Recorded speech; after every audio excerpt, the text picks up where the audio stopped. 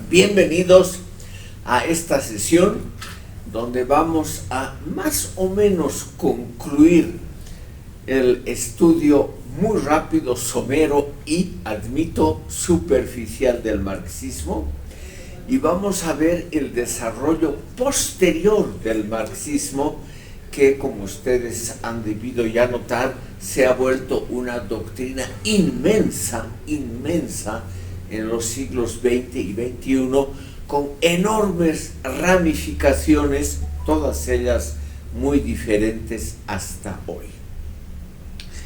Como yo no soy economista, no voy a explicar la parte económica, que es muy importante dentro del marxismo.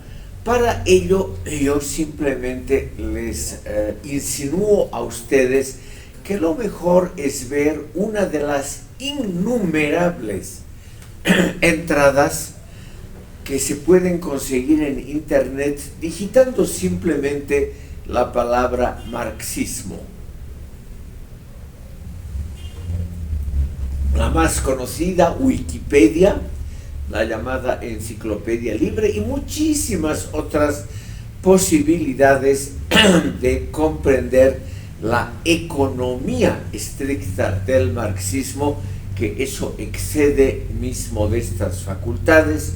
No siendo yo economista, haría mal en explicar a ustedes algo que yo mismo comprendo solo superficialmente. Quiero mencionarles solo un concepto marxista de la economía, porque tiene implicaciones sociológicas y políticas, que es el concepto de la plusvalía o plusvalor. En el Capital, sobre todo en la obra máxima de Marx, publicada en 1867, justamente en ese primer volumen, hay una muy detallada explicación de lo que es el plusvalor, cómo se puede calcular, muchas fórmulas matemáticas para especificar esta nueva categoría, que en el fondo es algo muy simple, pero Marx le ha dado un toque científico, matemático, muy difícil de refutar.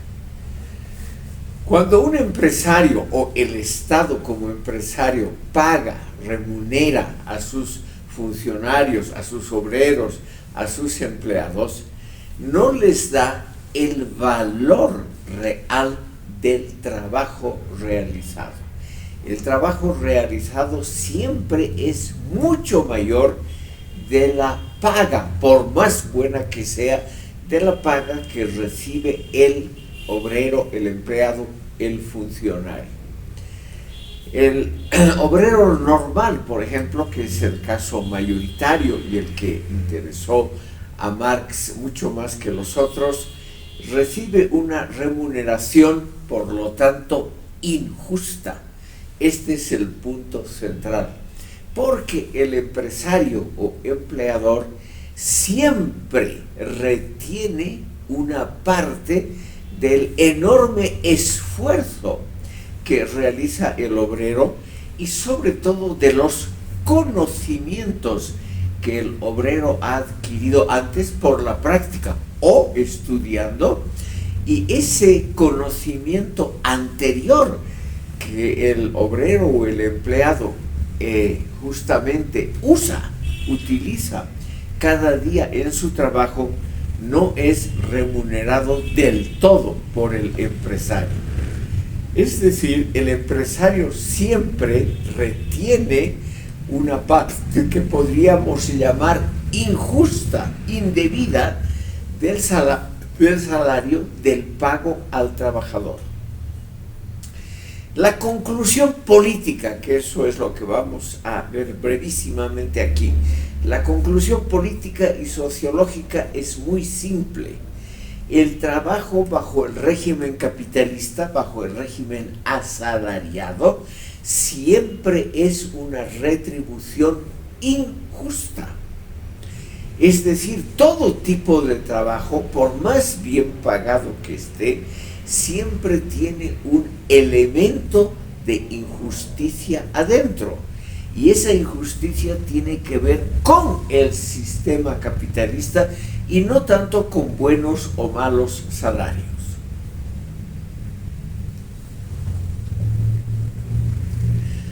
Esa conclusión es la más importante, estimado público, porque de ahí se deriva la idea de que el capitalismo, aunque sea reformista, aunque sean empresarios bondadosos, etc., siempre va a ser un sistema que roba algo al trabajador, es decir, un elemento de injusticia. Por ello, los trabajadores, según Marx, no deben luchar solamente por mejoras salariales, sino deben luchar también por una eliminación del sistema capitalista y por su transformación en un régimen comunista, porque de todas maneras, con todas las mejoras que puedan darse, el sistema siempre va a estar basado en una injusticia fundamental. Como ustedes pueden imaginarse, esa idea de que siempre existe una plusvalía arrancada a las ganancias modestas de los trabajadores, esa idea es altamente controvertida. No siendo yo economista, no puedo mostrarles los muchos cálculos y muchas teorías que han surgido desde 1880 más o menos para demostrar que esa teoría no tiene un buen fundamento. Lo importante para nosotros es simplemente aprender que la eliminación del capitalismo y su sustitución por otro tipo de régimen, que eso está basado, según Marx, científicamente en su descubrimiento de la plusvalía como algo inherente, o sea, propio de todo sistema capitalista, independientemente de las bondades de un específico modelo capitalista o independientemente de las condiciones reales en un puesto específico de trabajo.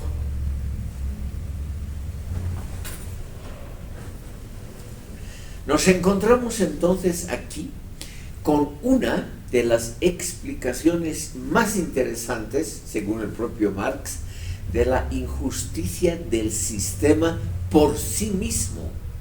Es decir, el sistema, aunque hayan las mejoras salariales que existan y las mejoras en las condiciones laborales, en las condiciones de la fábrica, del taller, etc., siempre va a haber un elemento de injusticia porque se le extrae al trabajador asalariado una plusvalía, un plusvalor que el mismo obrero no se da cuenta. Estimado público, esta idea, entre otras cosas, está naturalmente aliada a los presupuestos políticos de la teoría marxista. Marx propone en todas sus obras, sin excepción, desde las primeras, la eliminación del régimen de clases, porque todo régimen de clases necesariamente va a ser una injusticia. Marx escribió relativamente poco sobre el carácter específico que tenía que tener el régimen socialista, cuando hubiera esa gran revolución que eche por la borda, que elimine al capitalismo, porque en la época de Marx no había habido ningún sistema realmente socialista, con una excepción que la tenemos que tratar brevemente, porque esa excepción ha servido de modelo al a la teoría posterior de Marx en la parte política y a todas las escuelas que han sucedido al gran maestro. Ese acontecimiento, que para los historiadores y sociólogos no marxistas no ha tenido gran importancia, es la llamada Comuna de París, que durante unas pocas semanas existió en 1871. Por ello, como Marx se entusiasmó enormemente con la Comuna de París y todos los regímenes sucesores del marxismo, lo que vamos a ver ahora, Lenin, Stalin, el marxismo latinoamericano, el chino, todos se han basado en esta teoría. Permítanme unas pocas palabras sobre estos sucesos que, según Marx, eran una especie de anticipación de cómo iba a ser un verdadero régimen socialista en la parte política. Un año antes, en 1870, había estallado una de las mayores guerras de la historia europea. La guerra franco-alemana o franco-prusiana, que duró de 1870 a 1871 y terminó con la derrota completa del ejército francés. Francia sufrió una doble derrota, primero porque tuvo que ceder a Alemania importantes provincias del este de Alemania, Alsacia y Lorena, y simultáneamente porque cayó la monarquía francesa que existía hasta esa época. Francia era una monarquía constitucional con un emperador. Hasta 1870 el emperador era Napoleón III, el sobrino y heredero del gran Napoleón, un hombre que había sido elegido presidente de la República Francesa en 1848-49 con gran mayoría, y él mismo con un plebiscito había transformado, igual que su tío, la República en una monarquía hereditaria. Este régimen de Napoleón III, que duró de 1848 a 1870, había sido muy exitoso económicamente. Francia se industrializó, se convirtió en una potencia también colonial. Los franceses empezaron a conquistar gran parte del África. La Indochina francesa, hoy prácticamente nadie se acuerda que 3 naciones del Asia Sudoriental, Vietnam, Laos y Camboya, fueron colonias francesas, y otra serie de éxitos, también algunas derrotas, que tuvo el imperio francés hasta 1870. Por lo tanto, había crecido enormemente el ejército industrial de proletariados. Había aumentado mucho el número de obreros de fábrica, que según Marx es la base del proletariado, de esa nueva clase social que iba a llevar adelante la gran revolución socialista. Cuando las tropas francesas fueron derrotadas por los alemanes en 1870-71 y cayó el imperio, durante unas pocas semanas la ciudad de París fue tomada por sus trabajadores, por sus proletarios, por los obreros de fábrica. Y estos obreros de fábrica, duró pocas semanas, instituyeron la llamada Comuna de París. Y la palabra comuna tiene naturalmente que ver con comunidad, comunismo, con todo lo que significa contra el individualismo burgués liberal y en favor de un régimen comunitario, es decir, solidario entre todos los pobres de la región.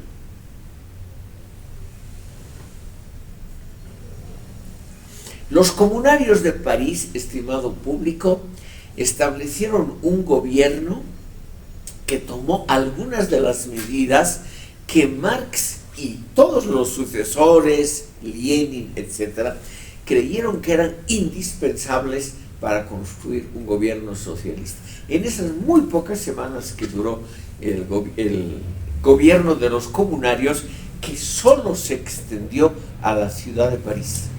El resto de Francia estuvo ocupado por las tropas alemanas o todavía por el resto del gobierno normal que había existido hasta enero de 1871. Las medidas que tomó la Comuna fueron: se establece una democracia directa, o sea, son los obreros en una gran asamblea con todos los participantes, todos los varones mayores de edad, sin importar nivel de educación o de ingresos o cualquier otro criterio discriminador, los que asisten a la asamblea a esa asamblea popular, que no es electa, sino que está conformada directamente por todos los habitantes de la ciudad.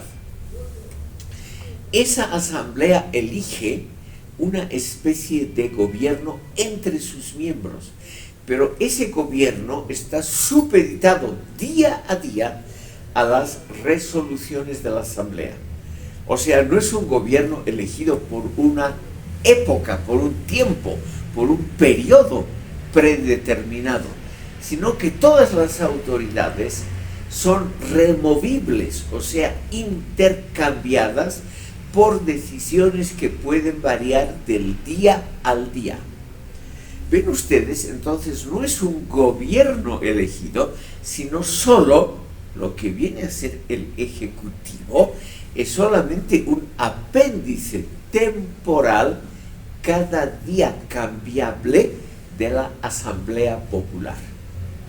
Entonces, ese es el primer experimento en los tiempos modernos de una democracia directa, lo contrario de una democracia representativa.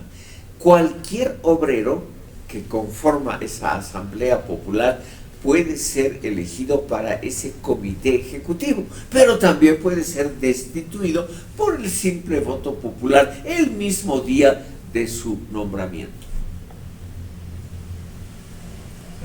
No hay duda, estimado público, de que este sistema interesó muchísimo, no tanto a la población francesa, que creyó ver un caos en eso, lo cual ocurrió realmente, sino por la novedad.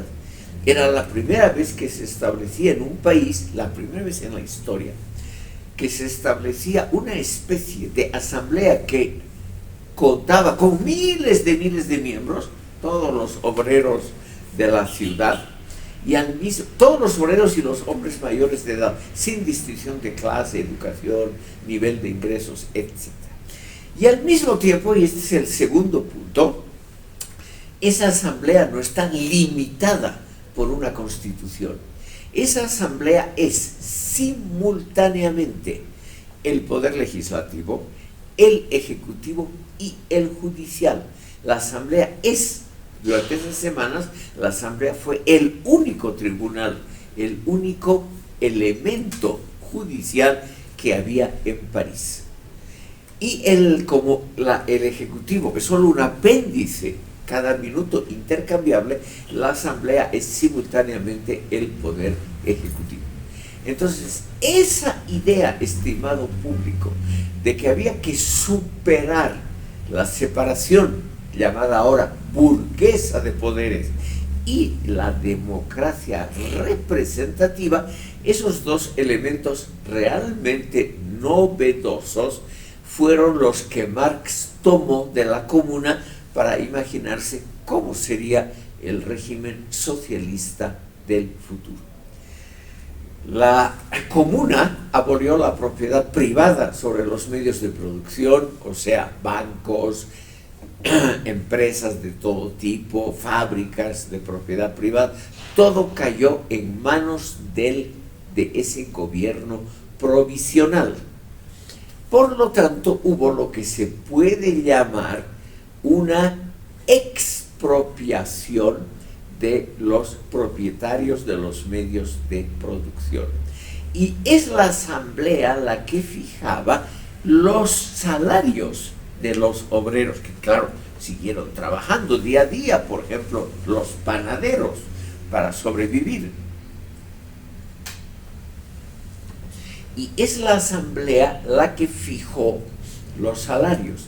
Y los salarios se fijaban no por una negociación entre partes, es decir, entre trabajadores y la dirección de las fábricas, sino se fijaban de acuerdo al principio. Simplemente cada uno debía ganar lo suficiente para atender a sus necesidades. Los que tenían más hijos o más esposas amantes iban a ganar naturalmente algo más que los solteros. Este sistema, como ustedes ven, un comunismo embrionario, muy interesante para estudiarlo, pero no tanto para vivirlo. Todos los cronistas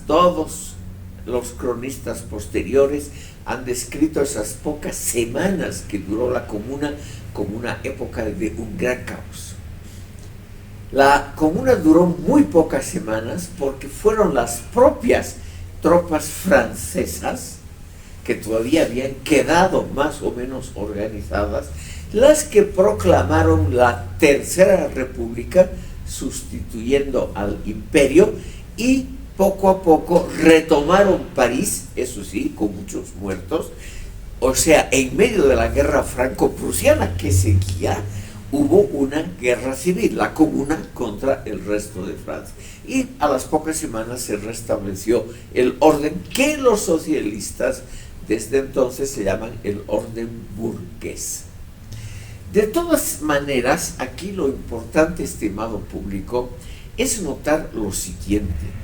En sus escritos estrictamente políticos, Marx y todos sus sucesores, por lo menos en la teoría, no en la praxis verdadera, que será lo que vamos a ver ahora,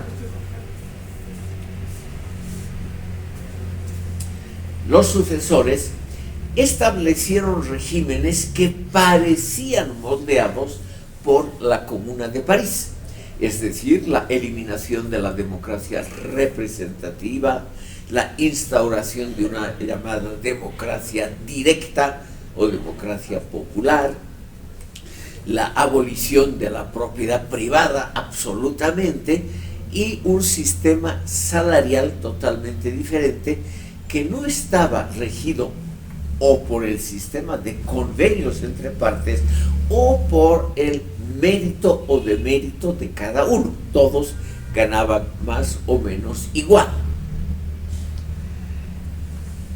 Restaurado el orden, llamado desde entonces burgués, estimado público, Francia siguió desarrollándose como una potencia industrial relativamente importante, y al mismo tiempo Francia siguió con su campaña colonial. Francia, después de Gran Bretaña, se convirtió en el siglo XIX en el imperio colonial más grande del mundo. Una gran parte del África y del Asia, ustedes han debido oír hablar de Siria, Líbano, la mayoría de las islas del Pacífico, lo que ahora sale en la prensa por problemas internos, Nueva Caledonia, en Oceanía. Todo eso fue parte de ese imperio colonial francés que desde entonces la llamada Tercera República, que duró hasta la Segunda Guerra Mundial, construyó pese a esas pérdidas de territorios en el frente oriental. Lo importante, estimado público, es simplemente saber que ese experimento político breve de la comuna sirvió para la configuración de la parte institucional política de la teoría marxista.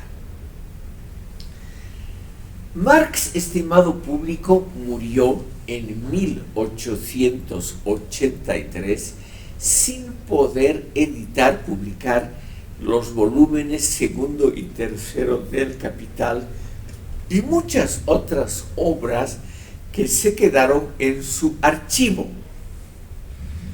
Y por ello ahora pasamos a lo que ha pasado con el desarrollo del marxismo a partir de la muerte del gran fundador. Marx no pudo publicar el volumen segundo y tercero del Capital, ni tampoco las teorías sobre la plusvalía, que son varios volúmenes, y un montón de obras que él también había escrito en su juventud. Aunque no crean ustedes, esto es muy importante para el desarrollo posterior del marxismo. Entonces, estimado público, vamos a ver ahora brevemente a uno de los grandes pensadores que ya se dieron cuenta de algunas limitaciones de la obra de Marx. Los papeles de Marx, su modestísima herencia en términos financieros, pero gloriosa en términos teóricos, pasaron todos a Engels. Marx tuvo 3 hijas. Las hijas no se interesaron mucho por la labor teórica del padre, era lo normal en esa época. Ninguna de las hijas en esa época, era rarísimo, ninguna siguió una carrera universitaria, y por lo tanto ya en sus últimos años Marx mismo había donado todas sus obras a su gran amigo Friedrich Engels. Él editó los 2 volúmenes siguientes del Capital, pero no pudo, también murió relativamente pronto, en 1895, y no pudo editar toda la obra de Marx. Los papeles de Marx, juntos con los de Engels, pasaron a este personaje cuyo nombre he puesto aquí en la pizarra, Eduard Bernstein, un socialista alemán. Este señor, estimado público, nos va a preocupar solo unos minutos porque es el primer revisionista del marxismo, siendo el heredero legal de la obra teórica de Marx y Engels. Por eso es un personaje muy interesante. Es decir, Marx y Engels tenían total confianza en este socialista alemán, y Engels tampoco tuvo hijos, le donaron toda la obra a él. Bernstein, sin embargo, no publicó los papeles inéditos que dejaron Marx y Engels, y en 1899 publicó la primera obra revisionista dentro de lo que ya se estaba formando la gran tradición marxista. Esa obra se llamó, estimado público, Las precondiciones de la socialdemocracia y el futuro del socialismo. O puede también traducirse como las condiciones preliminares del socialismo. Vamos a ver solo el punto central, que es muy interesante porque podemos apreciar, estimado público, la calidad, pero al mismo tiempo las limitaciones de la propia teoría de Marx, los puntos centrales. Por lo tanto, no vamos a ver cada uno de los miles, realmente miles, de continuadores, sucesores y críticos de Marx, porque la gran parte de todas las críticas a Marx pueden ser explicadas en base a esta obra, Las precondiciones o condiciones preliminares de la socialdemocracia, que muy tempranamente, o sea, 4 años después de la muerte de Engels, publicó su heredero Eduard Bernstein. Estimado público, Bernstein era un gran observador de la realidad. Él se había formado precisamente en la escuela de Engels. Como les he contado en una sesión anterior, muy tempranamente, Engels había publicado, estimado público, ya en 1844, ese libro llamado Las condiciones de la clase obrera en Inglaterra. Bernstein siguió esa escuela, se dedicó a reunir y estudiar datos empíricos sobre el desarrollo de salarios, desarrollo de las clases sociales, educación, todo lo referido al estudio de la estructura social de los países desarrollados. Y aquí viene lo interesante. Compilando datos estadísticos y sus observaciones de muchas décadas, Bernstein llegó a una sola conclusión, pero esa conclusión es importantísima para el desarrollo posterior del marxismo como teoría y también del marxismo como práctica política cotidiana. Bernstein llegó, estimado público, a la notable, podríamos decir, a esa conclusión de que las sociedades industrializadas, las más avanzadas del occidente europeo, no seguían las pautas indicadas por la teoría marxista. Sobre todo, dos elementos que voy a anotar aquí fueron rebatidos, según Bernstein, por las cifras y por la observación empírica. Marx, estimado público, había supuesto, y lo explicita muy claramente en el Manifiesto Comunista de 1848, que la historia universal es una historia de una lucha entre dos clases esenciales. En la época esclavista, entre los amos y los esclavos. En la época feudal, entre los señores feudales y los siervos de la gleba. En la época capitalista, entre los obreros y los proletarios. Y que en esas luchas siempre la clase subalterna, en el caso de la época burguesa, la situación del proletariado, esa clase numéricamente iba a ser de lejos la más importante. Y cuando esa clase tome el poder, según Marx, y establezca la dictadura del proletariado, iba a ser la dictadura de un iba a ser la dictadura de todo el proletariado, o sea, el 90 o 95% de la población, sobre una muy pequeña burguesía restante, muy poderosa, pero muy pequeña. En la teoría marxista original, eso quiere decir que el desarrollo de las clases se iba a decidir solo entre dos clases. La burguesía, por un lado, cada vez más poderosa, más rica, más explotadora, pero más pequeña numéricamente, y la clase del proletariado, que iba a ser numéricamente la más grande, pero cada vez más explotada. O sea, que las clases medias, el campesinado, los pequeños comerciantes, todo aquello que esté por afuera de ese núcleo, proletariado por un lado, burguesía por otro, se iba a diluir, iba a desaparecer y solo iban a quedar esos dos grandes contendientes, burguesía contra proletariado. Eso dice Marx y Engels.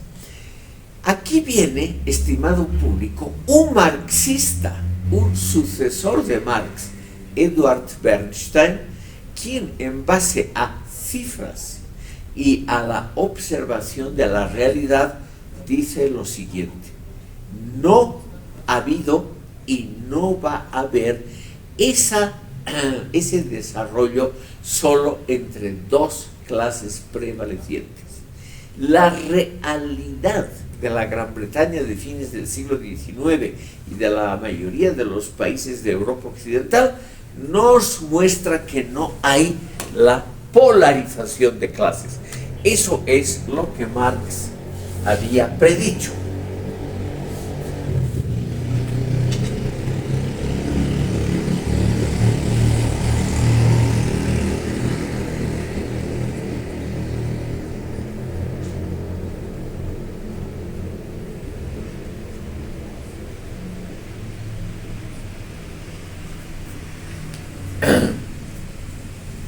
Entonces, de acuerdo a Bernstein, no iba a existir esa polarización. Ustedes saben, como en el globo terráqueo hay solamente el polo sur y el polo norte, o sea, solo dos, no iba a haber esa simplificación de la estructura de clases entre la burguesía victoriosa, pero cada vez más pequeña, y el proletariado cada vez más grande, pero cada vez más explotado. Sino, según Bernstein, iba a desarrollarse clases clases relativamente fuertes por afuera de esa dicotomía. Dicotomía tiene que ver en griego con la palabra dos. Dicotomía es siempre una lucha solo entre dos. Según Bernstein, lo que era importante era percibir y reconocer que las clases medias se habían mantenido muy bien durante el siglo XIX y que más bien era el estrato social que crecía continuamente.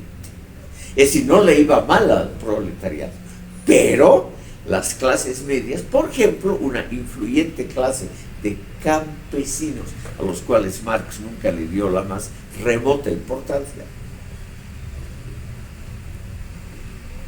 que los campesinos iban a mantenerse, y más bien hasta en la Gran Bretaña, que ya se había convertido en un gran país importador de alimentos en el siglo XIX, sin embargo a los campesinos les iba a ir relativamente bien. Entonces es muy simple la deducción estadísticamente comprobada de Bernstein. En lugar de la polarización de clases solamente entre burguesía y proletariado, iba a subsistir mejorada la estructura plural de clases, con una poderosa clase media, campesinado, etcétera, etcétera. Y aún más, Marx había creído que la burguesía, la clase alta de esa época, iba a subsumir bajo su dominio a la vieja nobleza. En cambio, Bernstein notó que la vieja aristocracia en Gran Bretaña se había mantenido también autónoma y fuerte con respecto a la burguesía industrial. El otro elemento que Bernstein dice que no va a ocurrir es la pauperización creciente del proletariado. Pauperización, la palabra viene de pauper, que significa pobre en latín, es el empobrecimiento creciente. Eso es la pauperización. Con cifras estadísticas, Bernstein demostró que los proletarios de fábrica, los obreros de fábrica, o sea, el núcleo del proletariado, tenían ingresos que crecían lentamente, pero que crecían continuamente, y su nivel de vida mejoraba.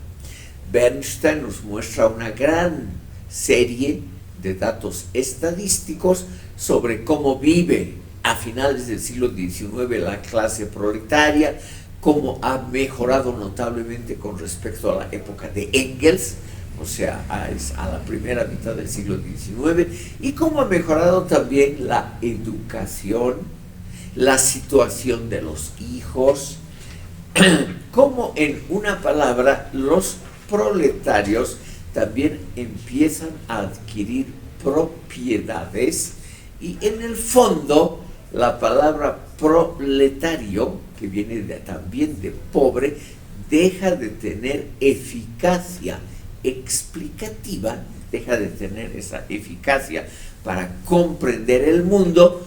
¿Por qué? Porque el proletariado también se empieza a diferenciar internamente. Empieza a existir una clase de obreros especializados que ganan relativamente bien y que van mejorando continuamente su situación y la de sus hijos, sobre todo en el campo de la educación y la vivienda. Bernstein nos muestra cifras de cómo esa clase proletaria se diferencia y mejora, en lugar de empeorar, como lo previó Marx, entonces mejora.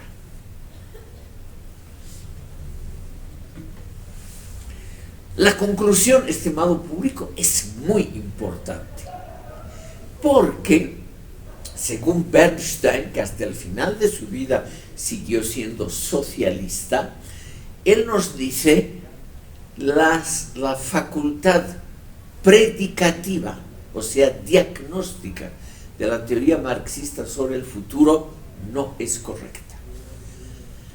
El marxismo, estimado público, como tenía esa teoría sobre el desarrollo histórico, sobre la evolución que hemos mencionado, esa teoría tan fuerte que nos va presentando el desarrollo inexorable de la historia, esa teoría basada en Hegel, esa teoría dialéctica del desarrollo histórico siempre ascendente, nos dice Bernstein, tiene que ser revisada, porque las facultades diagnósticas de la teoría marxista original no son buenas.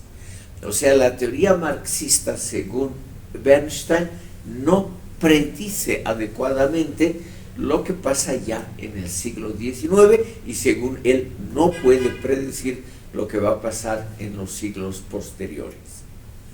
Y esto es una cosa de sentido común, estimado público, que como ustedes saben, el sentido común es el más escaso de los sentidos.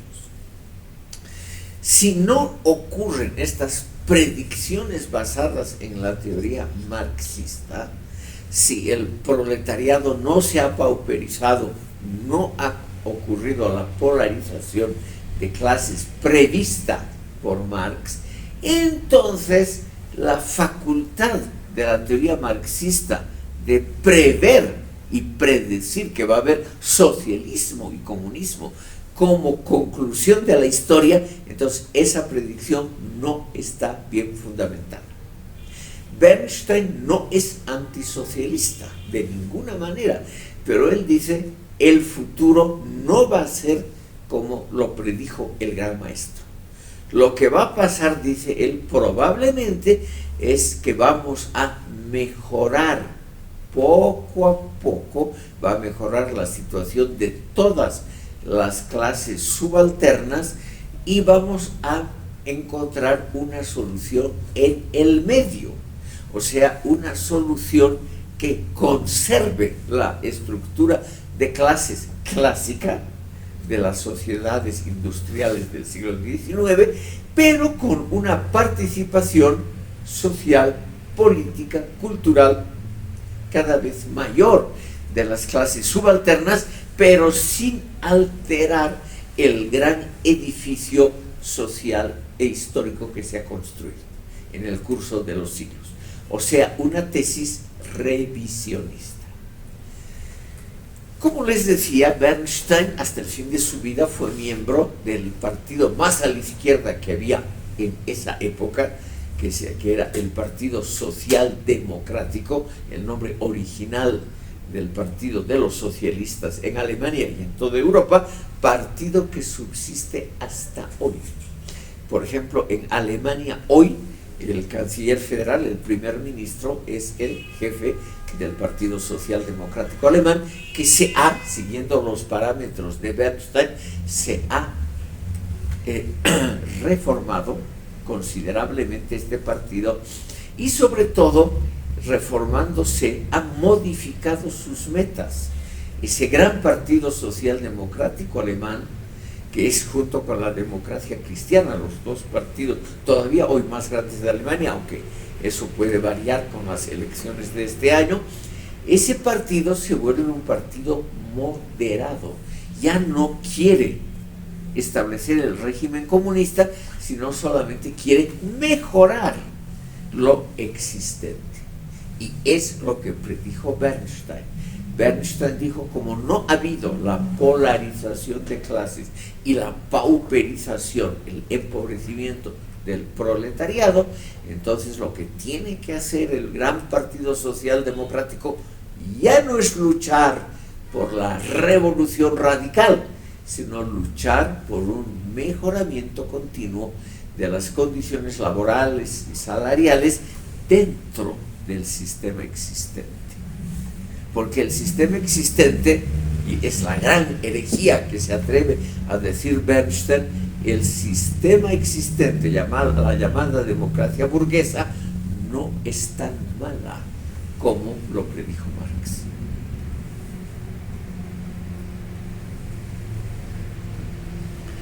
Entonces, en la obra pionera de Bernstein, estimado público, encontramos los fundamentos para el llamado revisionismo marxista, que todavía hoy, obviamente con muchas modificaciones, es uno de los movimientos políticos más importantes de Europa y en buena parte del mundo, la socialdemocracia. O sea, un régimen que aboga por la mejora de las clases subalternas, pero sin intentar una remodelación radical de la sociedad, sin intentar ya la gran revolución proletaria. Bernstein nos dice, como no ha ocurrido la polarización de clases, o sea, se han mantenido las clases medias, y no solamente se han mantenido, se han enriquecido, han crecido, etc. Se ha mantenido el campesinado, se ha mantenido la vieja aristocracia propietaria de tierras, etc. Nosotros ya no podemos científicamente, o sea, basados en datos, no podemos pedir una revolución radical, porque sería ir contra muchos grupos sociales que en su conjunto son mayoritarios. Bernstein nos dice, no ha habido la polarización que ha sido pensada y fundamentada por Marx, sino que realmente la clase proletaria ha mejorado su situación, pero numéricamente nunca ha alcanzado ser la mayoría de la población en Gran Bretaña y en los países de Europa Occidental. Y por lo tanto, un gobierno o un partido que se apoye en ese proletariado de fábrica, como no representa a la clase numéricamente más grande, ni de lejos, no puede pretender teóricamente hacer una revolución en nombre de esa clase, porque no es la mayoritaria de ningún país de Europa Occidental. Yo creo, pudiendo equivocarme muy fácilmente, estimados oyentes, que la historia ha dado la razón, por lo menos parcialmente, a Bernstein. Si vemos, por ejemplo, cómo ha sido la composición social de los tres países más importantes, Alemania, Francia, Alemania, durante el siglo XX, vemos evidentemente que los partidos unidos de la izquierda, socialdemocráticos, socialistas y comunistas, nunca alcanzaron una mayoría parlamentaria, porque representaban a clases sociales que en su totalidad tampoco eran mayoritarias en su país. Gran Bretaña era el país más avanzado tecnológica e industrialmente en la época de Marx, Engels y de Bernstein.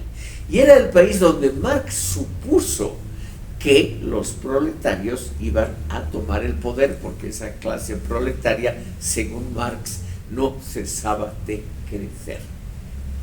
Como en la época de Bernstein, o sea, todavía durante el siglo XIX, pocos años después de la muerte de Marx, que ocurrió en 1883, no pasó eso, es decir, los proletarios nunca fueron la mayoría en Gran Bretaña. Entonces se necesitaba una revisión de la gran teoría marxista. Bernstein nos dice, hay muchas cosas rescatables en la obra de Marx. Por ejemplo, hay la plusvalía, o sea, hay la explotación injusta de las clases subalternas. Existe claramente, según Bernstein, una tendencia a la conformación de las alienaciones modernas, o sea, de ese sufrimiento acumulado en las clases subalternas que realizan el trabajo más duro y peor pagado de la sociedad. Hay que mejorar esas condiciones.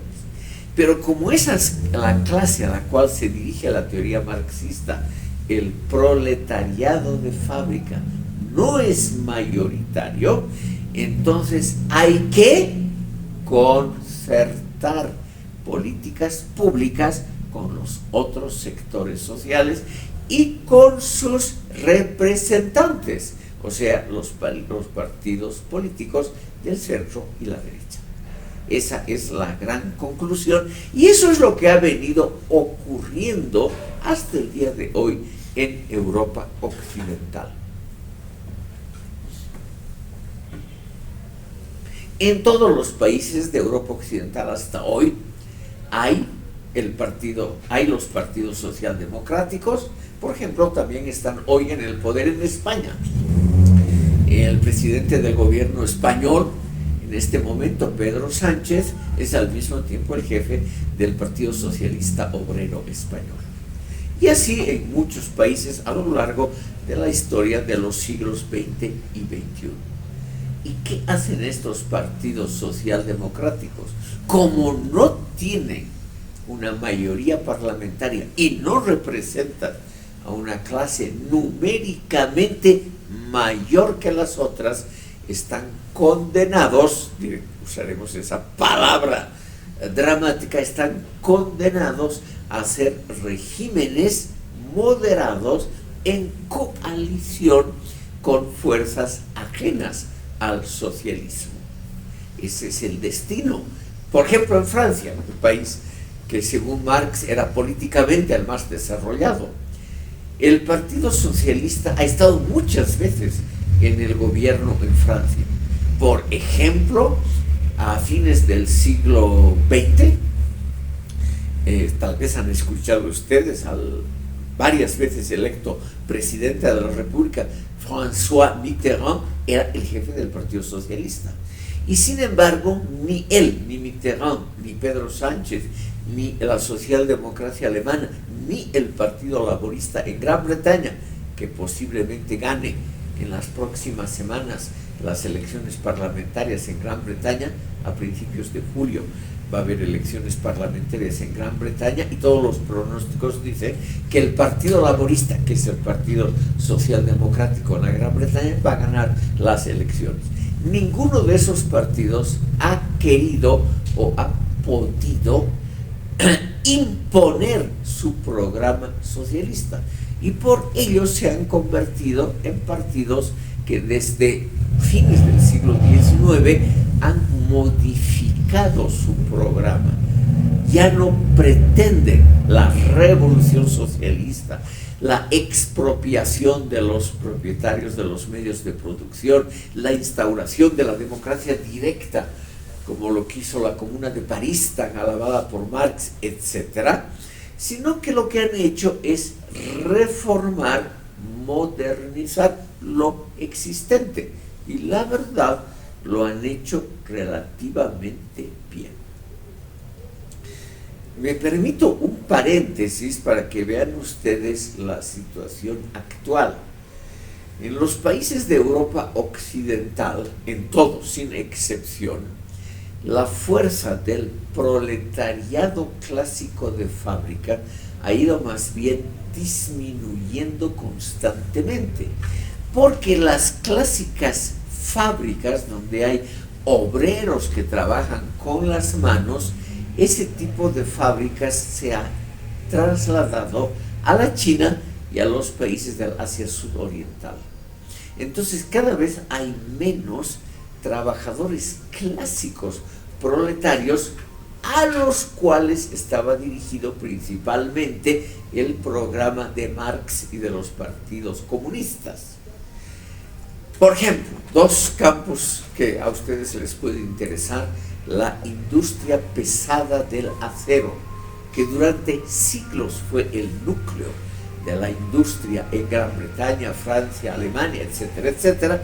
Esa industria de los altos hornos, o sea, del clásico proletariado de fábrica, está hoy en día prácticamente en la China y otros países, por ejemplo, países baratos de Europa Oriental, que después de 1989 se han vuelto capitalistas, pero tienen un nivel salarial muy bajo.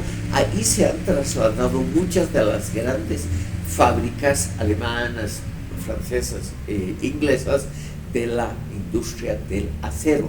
Prácticamente ya no hay, salvo para aceros muy especializados, ya no hay el clásico trabajador de las fábricas de acero, que ese era el núcleo del Partido Socialdemocrático Alemán. Esos clásicos trabajadores, ¿cómo se llaman?, del metal. Eso ya prácticamente no existe. Por lo tanto, buscar hoy el proletariado clásico a la antigua, que trabaja con las manos o con trabajos manuales, que no son trabajos de escritorio, ya es muy difícil de encontrar en Europa Occidental. Y eso fue previsto por Bernstein hace casi 2 siglos. O sea, él se dio cuenta, estimado público, que el desarrollo del capitalismo era un desarrollo hacia trabajos cada vez mejor pagados y trabajos que cada vez eran más intelectuales y menos manuales. Entonces aquí viene un elemento muy interesante de sociología, muy interesante, que es simplemente comprender que la estructura social ha variado de tal manera que no ha sido prevista por Marx. O sea, el trabajo manual no es el trabajo mayoritario de las capas subalternas en los países altamente avanzados, sino es el trabajo intelectual, la sociedad de la información. El otro aspecto muy interesante que Bernstein nos muestra es la modificación mental, cultural, que sufren las clases subalternas. No que sufren, que experimentan las clases subalternas.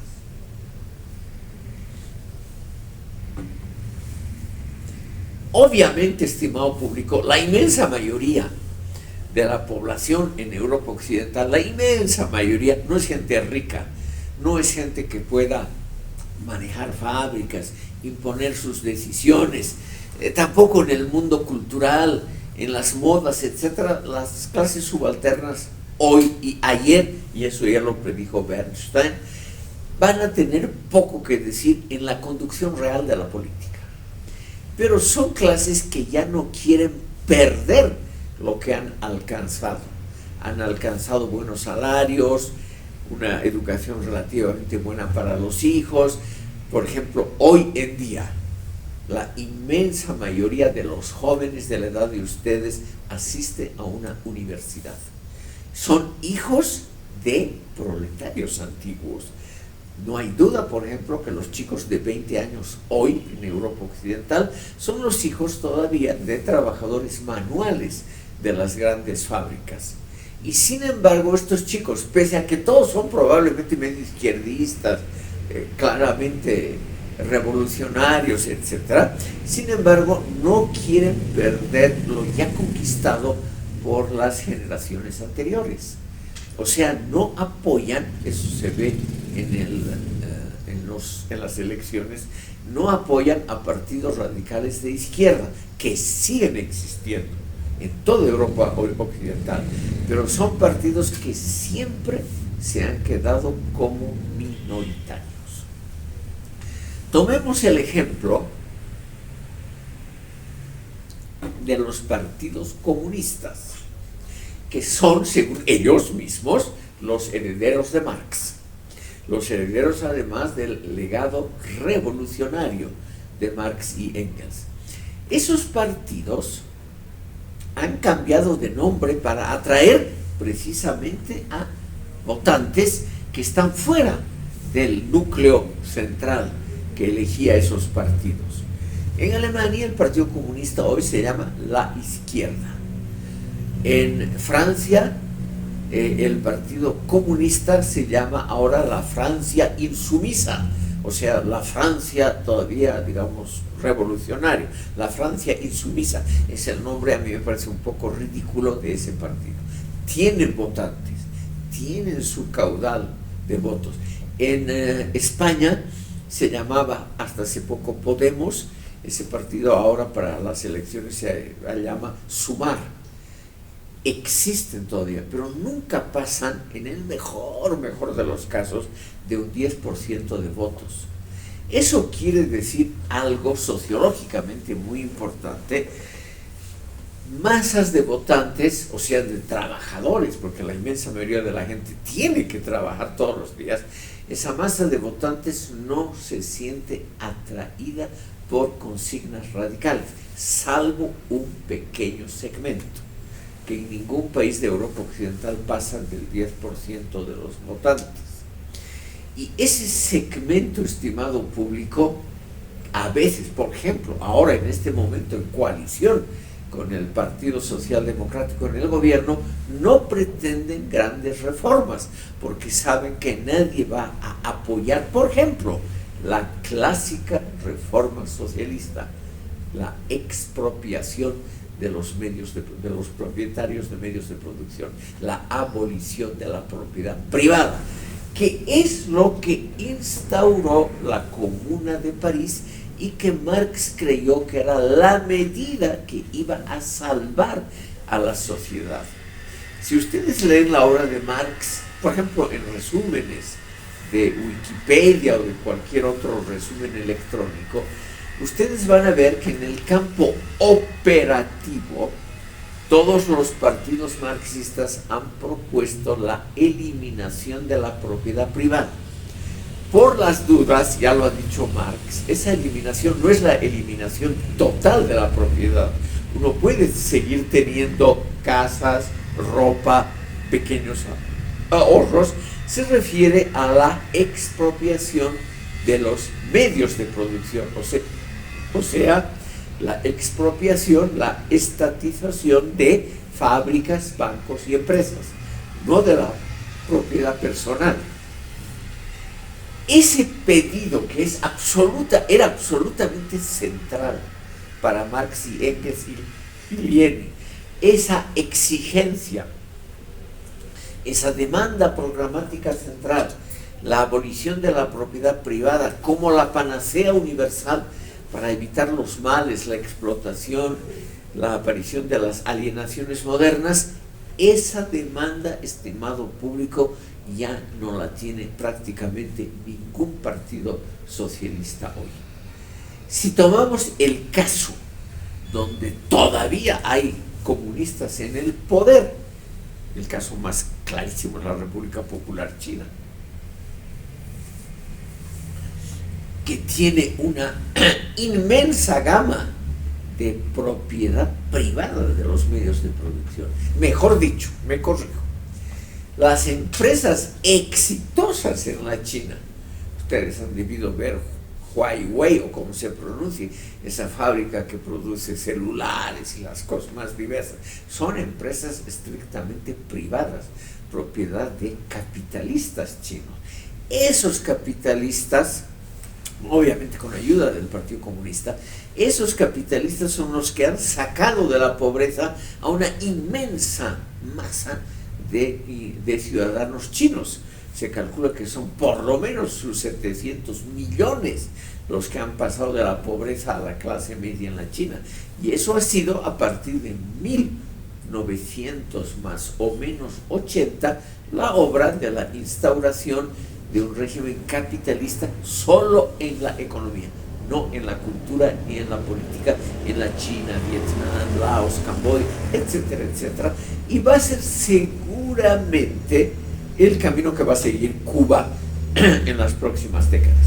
O sea, lentamente la instauración de la propiedad privada en los medios de producción, manteniendo naturalmente al Partido Comunista como único partido político que tiene algo que decir.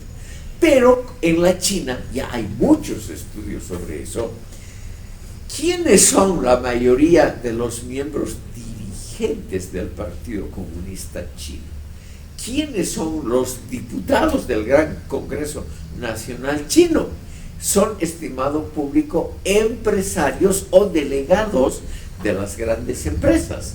Entonces tenemos una cosa muy interesante que seguramente haría que Marx se revuelva en su tumba. Un partido comunista, como es el Partido Comunista Chino, que entre sus signos tiene todavía retratos de Mao Zedong, del gran líder comunista absolutamente radical, que lo vamos a ver ahora mismo, etcétera. Todavía el Partido Comunista, que se llama comunista, es un club de empresarios privados. Es un club donde los empresarios privados son los que deciden la marcha del país. Entonces, todo esto que les digo sirve para comprender que estos pensadores revisionistas como Edward Bernstein no estaban tan equivocados cuando ya en el siglo XIX se dieron cuenta de que la eficacia de la teoría marxista en el campo de la predicción histórica no era suficiente. O sea, estimado público, lo único interesante es, siguiendo estrictamente lo que predijo Bernstein, la polarización de clases no tuvo lugar y no tuvo lugar la pauperización progresiva del proletariado. Vamos a ver, estimado público, cómo las ideas de Bernstein no fueron aceptadas en los partidos comunistas, por un lado, y en el pensamiento marxista mayoritario. Seguramente todos ustedes han oído hablar de Vladimir Ilich Lenin. Aquí lo hemos puesto en la pizarra.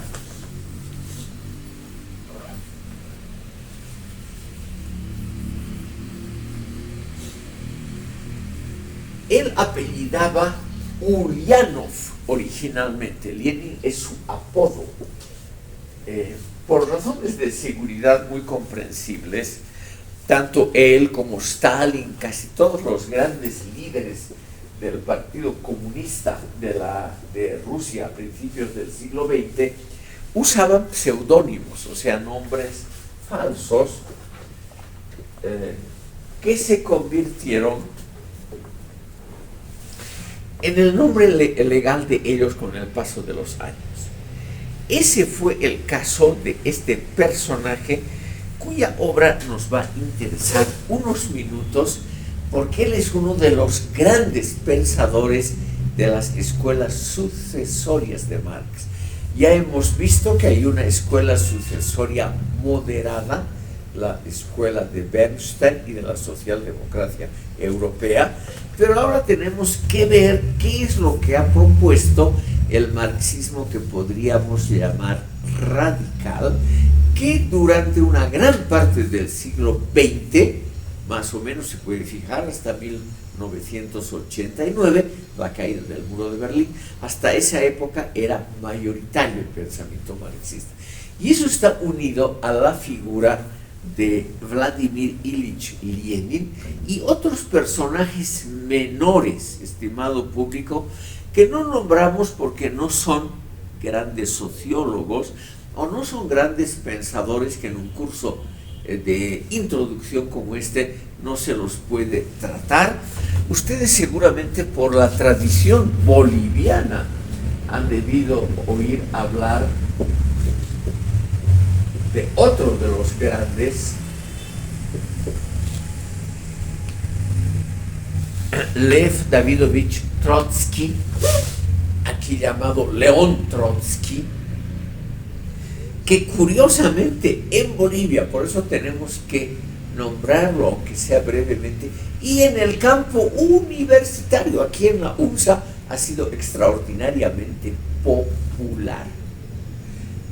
En la próxima sesión vamos a ver algunos datos del trotskismo boliviano, que es el más importante a nivel mundial, del trotskismo como un remanente de la teoría, sobre todo de la teoría sociológica del marxismo original.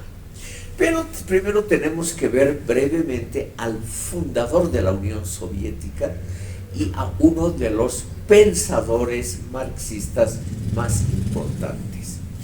Si ustedes en Internet se fijan, por ejemplo, en Wikipedia o en cualquier buscador, ustedes pueden digitar Lenin y van a ver también imágenes.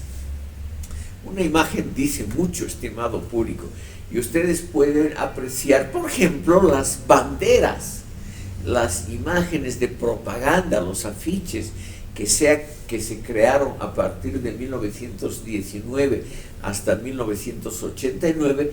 Ustedes van a ver que todas las banderas, los afiches, las gigantografías, etcétera, aparecía una trilogía, o sea, la trilogía fundadora del marxismo: Marx, Engels, Lenin. Los tres aparecen siempre juntos como una especie de santísima trinidad, como una especie de los tres grandes sabios que han construido y divulgado esa teoría, me atrevo a decir irónicamente, santa, santificada por los partidos comunistas, socialistas, trotskistas, etc. Por ello, no porque la teoría sea muy notable, tenemos que fijarnos brevísimamente en este autor. Aquí están las fechas vitales, estimado público. Él empezó de joven, sin concluir, un estudio de derecho. O sea, de origen podemos decir que era jurista, como ustedes. Desde muy temprano, él se convirtió en un revolucionario profesional. ¿Qué es un revolucionario profesional? Es alguien que no trabaja, o sea, que no es obrero, etcétera, pero que recibe una especie de remuneración con los aportes de los miembros del partido. Son los dirigentes del partido que reciben esa remuneración y se conforma esa pequeñísima pero importantísima clase no prevista por Marx de los revolucionarios profesionales, que son los dirigentes del partido y luego del gobierno. El gran aporte de este señor, estimado público, es su obra que se llama ¿Qué hacer?, que es además la primera publicación importante.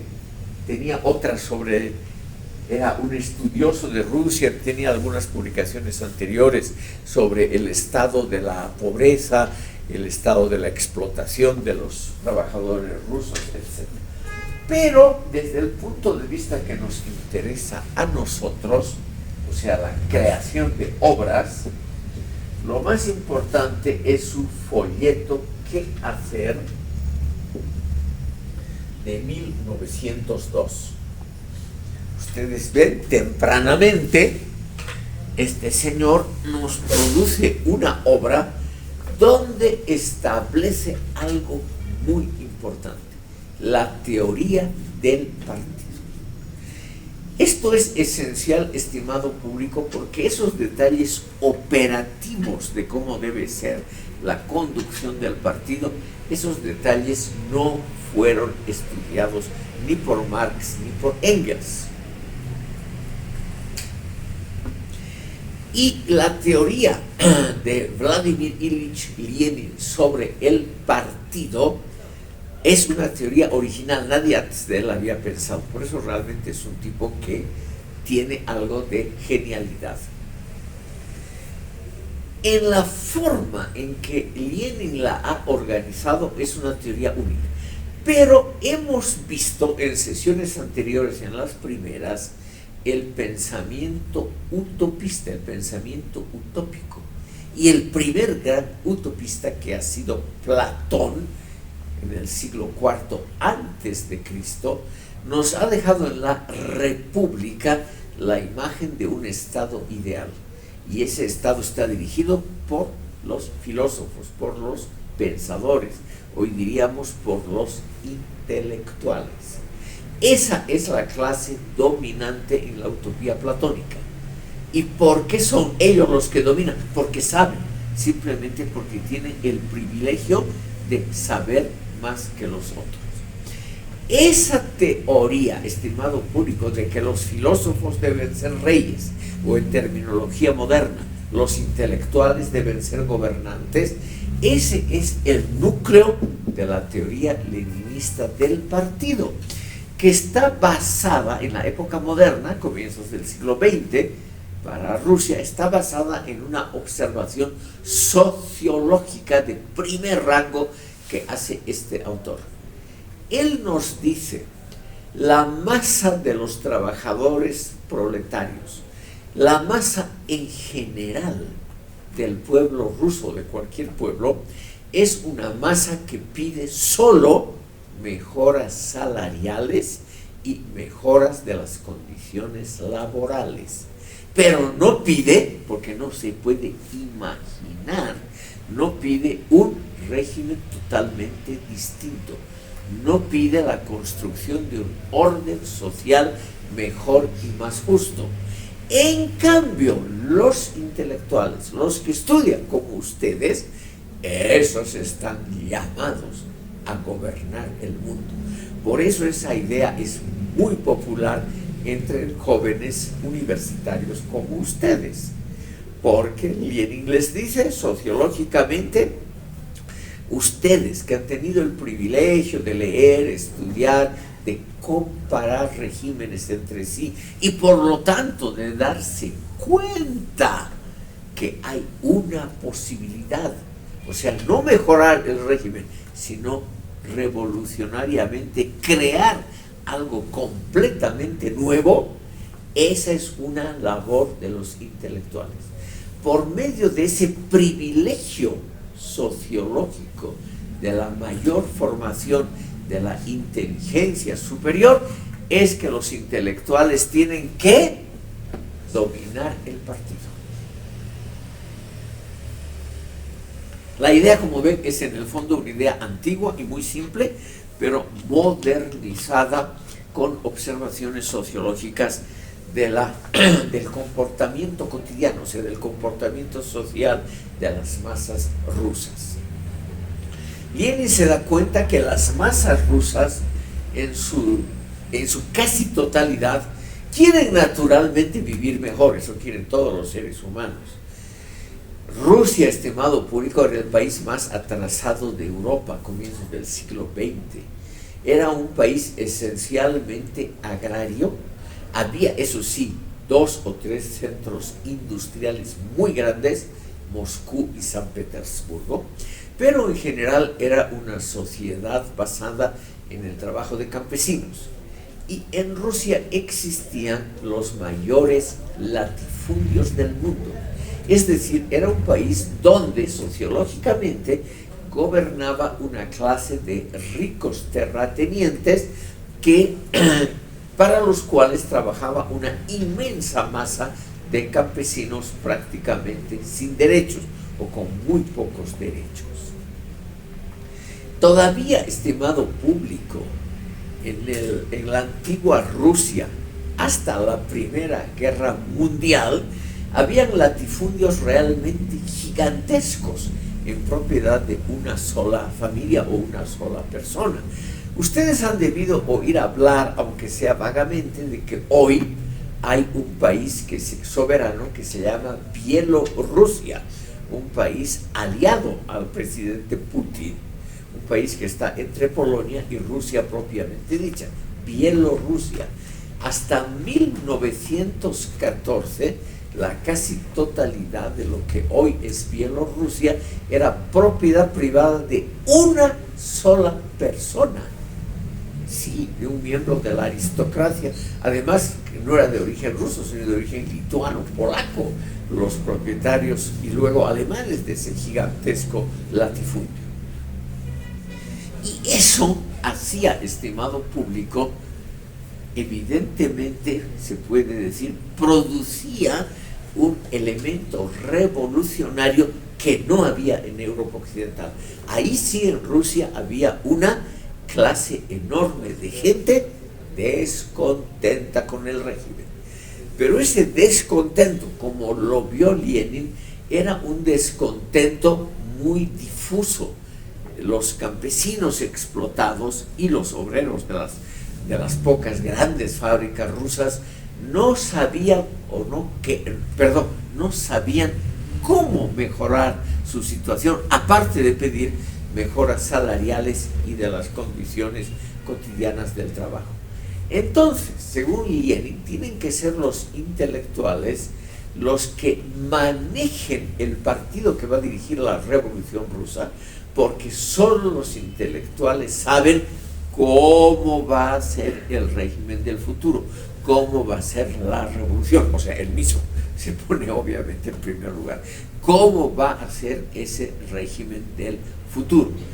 Y ese régimen del futuro, Lenin era miembro del Partido Socialdemocrático Ruso, se llamaba así, o sea, el antecesor del Partido Comunista hasta 1914 se llamó Partido Socialdemocrático Ruso.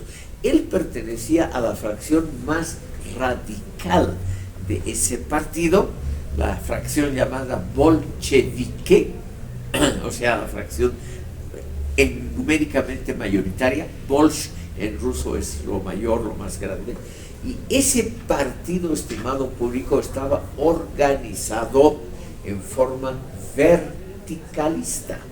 Quiere decir, una dirección, unos cuadros que obedecen y una masa de adherentes que tienen que obedecer y seguir las instrucciones de arriba. Ese partido, muy bien organizado, hay que decir que Lenin era un conocedor de la sociología rusa y del alma, del comportamiento, de las pautas de comportamiento del pueblo ruso. Eso conocía él muy bien. Por eso él organizó un partido estrictamente jerárquico y verticalista, con una estructura interna piramidal, ¿no? Arriba de todo órganos dirigentes cuyos nombres van cambiando: Comité Central, Politburo del Comité Central, Comité Permanente, etc. Van cambiando los nombres, un estrato intermedio de operadores y una masa enorme de los simples adherentes. Y las órdenes se dan siempre de arriba hacia abajo, como era la estructura de la sociedad rusa, una sociedad autoritaria, una sociedad que hasta la Primera Guerra Mundial no tuvo constitución, no tenía libre juego de partidos políticos y donde realmente el régimen era extremadamente autoritario, con una, estimado público, con una jefatura muy fuerte centrada en la persona del emperador. Entonces, ¿qué hace este gran organizador que era Lenin? El, estimado público, construye ese partido verticalista, jerárquico, cuyo lineamiento está en su primera obra original, ¿Qué hacer? Y él, en 1917, cuando el imperio ruso es derrotado militarmente por los alemanes y el imperio entra en crisis, él toma el poder el 7 de noviembre de 1917 e instaura el primer régimen socialista en la historia universal. Hace más de 100 años se instaló ese primer régimen, cuyos detalles sociológicos vamos a ver en la siguiente sesión, porque es muy interesante cómo el marxismo, esa gran teoría histórica, sociológica, etcétera, se transforma en la ideología, o sea, en el aparato ideológico del Estado soviético. Y por lo tanto, el marxismo como teoría filosófica y sociológica se transforma en un instrumento del poder. Y el aporte de Trotsky ha sido muy similar, no ha sido del todo diferente. Ha habido diferencias solamente en cuestiones que podríamos hoy llamar secundarias. Ese va a ser el tema de la siguiente sesión, y como son algo más de las 10:30, yo les agradezco por haberme escuchado hoy.